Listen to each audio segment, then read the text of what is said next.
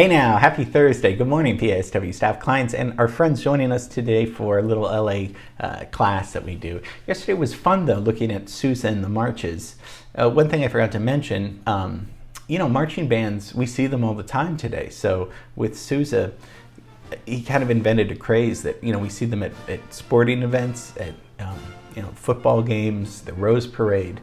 So they're very much, in high schools, people are in marching bands, so they're very much still alive and well. So something that hasn't gone out of fashion or anything like that. So I just wanted to share that with you. And then tomorrow we see Lady and the Tramp, your results, which I can't wait to show you that.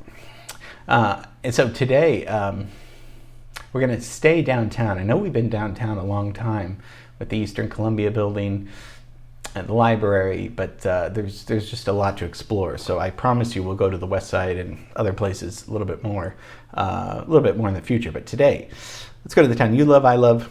Carmel loves this. Carmel, we will do a beach class, I promise you. Let's take a look today at Clifton's cafeteria.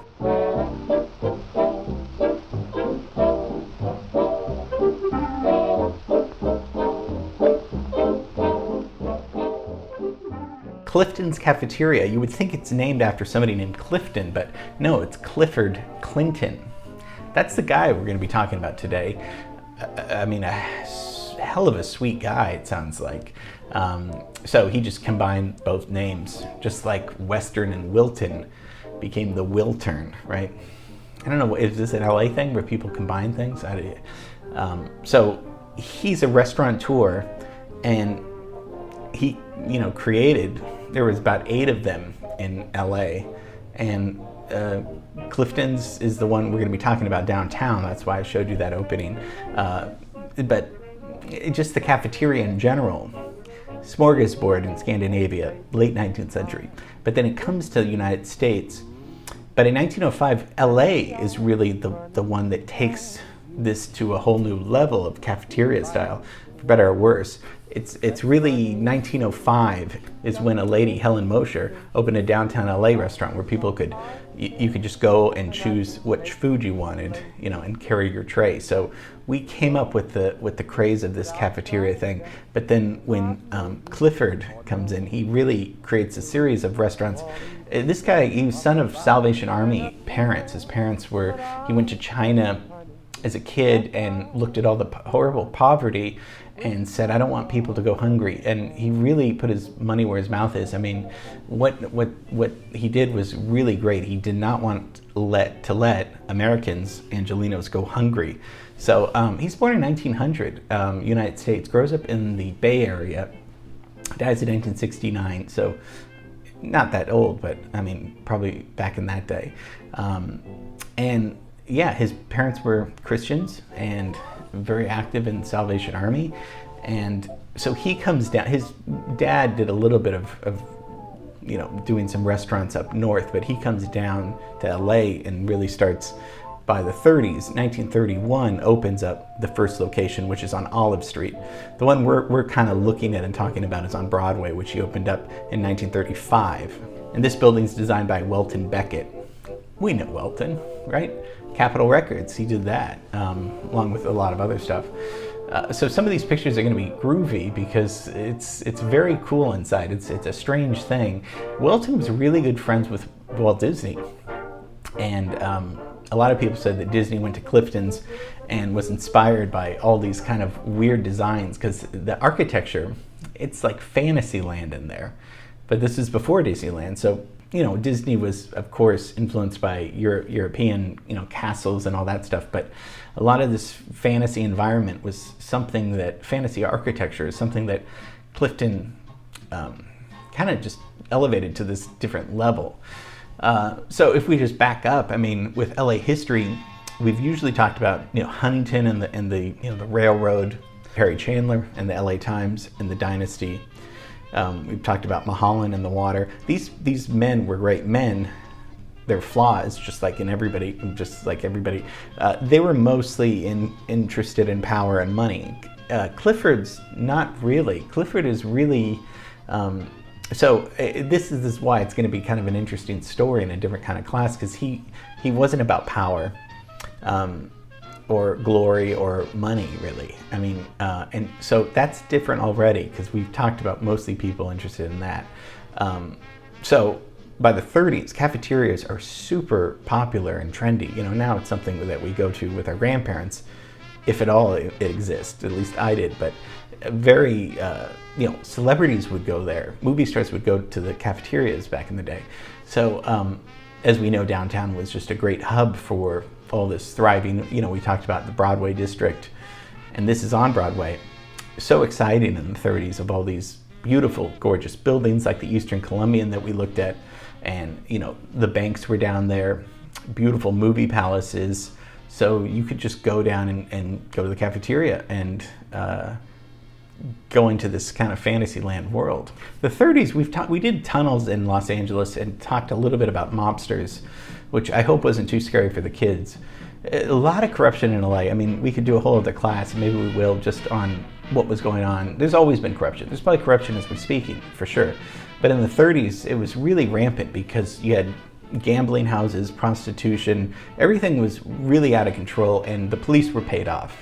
It's the same old Godfather story. It's the same story. But Clifford really wanted to crack down on a lot of this, which takes some balls, because you're just kind of serving food. But he got involved in trying to shut a lot of these places down. He starts cracking down, and he's not accepting some of these payoffs. And of course, in true Godfather fashion, what does that mean? Is he going to be, well, he almost was killed. They planted a bomb in his house in Los Feliz, and he was fine. His family was fine, but he got some real threats for speaking out against the corrupt mayor, Frank Shaw, who had his brother in there with him. Super corrupt. And then his real estate taxes increased. He was denied a permit for a new cafeteria. It's funny when you think, okay, like, if you're going to go against us, just see if things work out for you, and they won't. So really bad. We were so corrupt back then. Things got violent with the bomb. He ran for mayor. He wasn't successful, but he stood up a lot for what he thought was right. So when he opens Brookdale, which is kind of the one we're looking at, it could serve 15,000 people a day, or seat them. No other place on earth supposedly could seat that many people. And so if we think about the 30s, it's depression, right? I mean, and so, but he was feeding up to 10,000 people a day. So 10 to 15,000 people, and a lot of this was free. It was pay what you can, and if you can't pay, then enjoy the food anyway. It sounds, well, it's utopian for sure. I mean, so it was free if you used some of these redeemable tickets that they would give out, and a lot of these tickets were given to homeless people, so many people could even eat for free. I mean, it's an unbelievable thing. So it would just be, and also, this was before civil rights. Clifford was just like, black people can come in here and eat. It's no problem with that. So when you think of somebody who's, really just a unique person, thinker, activist, he was a real hero. So he never turned away people that couldn't afford a meal if you showed up and you were hungry. So, I mean, his business policy was, regardless of the amount of this check, our cashier will cheerfully accept whatever you wish to pay, or you may dine free. I can't figure it out. It's amazing he didn't go bankrupt, but somehow this philosophy, and his big heart went a long way. So inside, it's like I said, groovy. I mean, a lot of this had to do with Clifford's upbringing up in Northern California. There's murals, jungle murals, palm trees. It's crazy. There used to be every 20 minutes like a rain shower, and there's waterfalls going through. Yeah, I mean, it's just like, it looked like a mountain lodge, and trees, obviously all artificial. Cool though. I mean, when I was a kid, I thought it was the coolest thing in the world. And this is all going on as you're eating, as you're dining. And they had what we think we have: roast beef, brisket, meatloaf, turkey, mashed potatoes, Jello, salads, cakes, pies, everything that you would want. So just an amazing man. Today, 2018, the cafeteria closed, and now it's a high-end bar. So it's Clifton's Republic. So it's very exclusive there now. So at least they didn't tear it down, but it's not a cafeteria anymore. So just thought we'd look at Clifford Clinton. Real gentleman. I mean, amazing how he just offered his food and how that stood up to corruption in Los Angeles. And and then there were several all around town, several different locations. So hope you enjoyed this. This was kind of fun just to look at cafeteria and somebody that wasn't so interested in power and wasn't prone to corruption or anything like that. Just wanted to feed people. Something that, gosh, I wish we could take notice today, California or Los Angeles in particular, that a lot of people are hungry. So if there's anything we can do. Yeah. So, okay. Tomorrow, film scoring results for Lady and the Tramp. Hope you enjoyed this, and see you tomorrow. Bye.